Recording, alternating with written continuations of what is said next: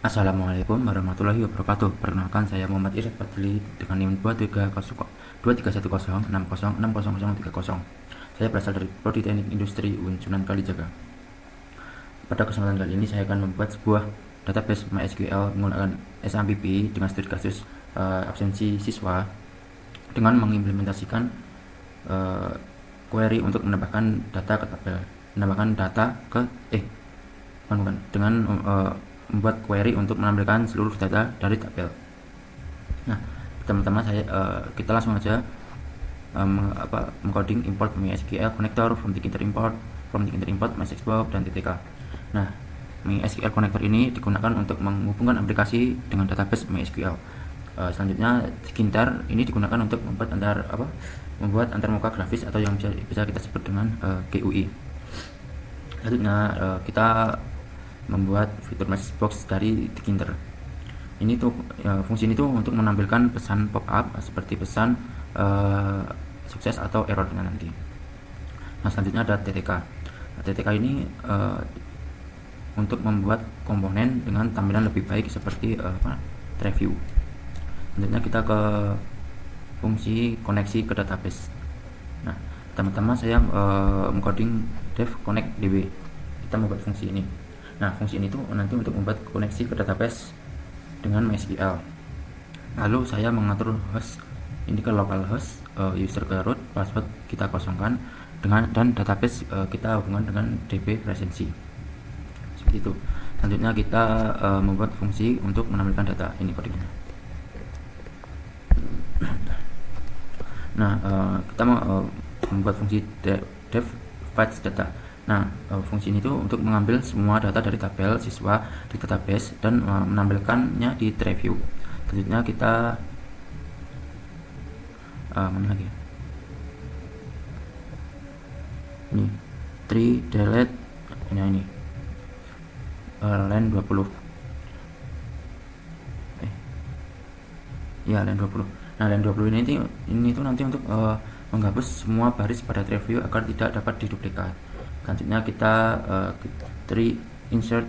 Nah, ini tuh nanti untuk tree insert ini untuk memasukkan setiap baris data ke dalam review setelah pengambilan dari database. Selanjutnya kita langsung aja ke fungsi untuk menambahkan data. Pertama-tama saya akan menjelaskan add data. Nah, add data ini tuh berfungsi untuk menambahkan data siswa baru ke database setelah memeriksa bahwa semua kolom diisi.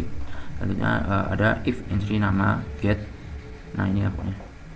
Nah, ini tuh untuk mengecek jika ada kolom kosong, maka nanti akan ditampilkan pesan error seperti itu. Selanjutnya ada cursor execute. Nah, ini tuh untuk menjalankan perintah SQL insert into untuk menambahkan data siswa ke tabel siswa. Selanjutnya ada count.commit. Nah, ini itu untuk menyimpan perubahan ke database. Selanjutnya ada message box info. Nah, message box info ini itu untuk menampilkan pesan sukses jika data nanti berhasil ditambahkan. Jika ada integrity error, misalnya nama sudah ada dan harus unik, maka akan ditampilkannya nanti pesan error seperti itu. Selanjutnya kita membuat fungsi untuk menghapus data. Nah, di sini pertama-tama saya akan tuliskan fungsi dev delete data. Nah, fungsi dev delete data ini untuk menghapus data yang dipilih oleh pengguna dari review saya nanti dan database berdasarkan namanya. Selanjutnya ada select item tree selection. Nah, ini pokoknya ini tuh berfungsi untuk mengambil item yang dipilih oleh pengguna nantinya. Maksudnya tuh yang mana yang mau dipilih untuk dihapus, seperti itulah. Selanjutnya ada mana lagi? Ini tree delete select item. Nah, ini tuh mengambil nama dari baris yang dipilih untuk dijadikan acuan penghapusan di database. Selanjutnya ada box show error. Nah, ini tuh untuk menampilkan pesan error jika pengguna belum memilih baris. Misal pengguna itu tidak memilih baris, nanti ketika dia memilih fungsi hapus itu nanti akan muncul ini pilihan data yang ini dihapus untuk mengingatkan pengguna untuk memilih data itu.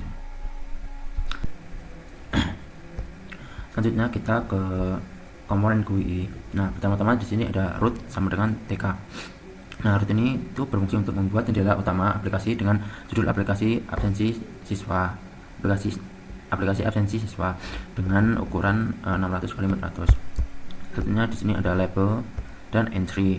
Label dan entry ini berfungsi untuk mengisi data nama, kelas, tanggal absen dan status. Selanjutnya di sini ada button, fungsi button. Nah, fungsi button ini berfungsi untuk menampilkan tombol untuk menjalankan fungsi add data dan delete data, yaitu add data itu untuk menambahkan data dan delete data itu untuk menghapus sebuah data. Selanjutnya di sini ada preview untuk menampilkan tampil. Preview ini tuh untuk menampilkan data siswa yang diambil dari database. Diambil dari database. Kolom ini nanti ditentukan dengan ini columns. Selanjutnya yang terakhir tuh ada fetch data. Fetch data ini tuh untuk memanggil fungsi ini saat aplikasi dibuka untuk menampilkan data awal pada preview seperti itu. Yang terakhir ada fungsi root main loop. Nah, ini tuh berfungsi untuk menjalankan aplikasi sehingga jendela GUI tetap aktif hingga penggunanya nanti meng-close aplikasi tersebut. Nah, kalau kita run persebaran. Nah, saya tidak tahu di aplikasi kita saja itu selalu error gini.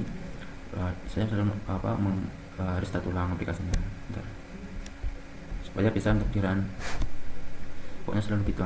Saya cuma tahu penyebabnya apa. Ada penyebabnya. Nah, kita langsung run aja. Nah, di sini muncul seperti yang saya katakan tadi, ada nama, kelas, tanggal absen, status, dan ada fungsi tambah data dan ada fungsi hapus data.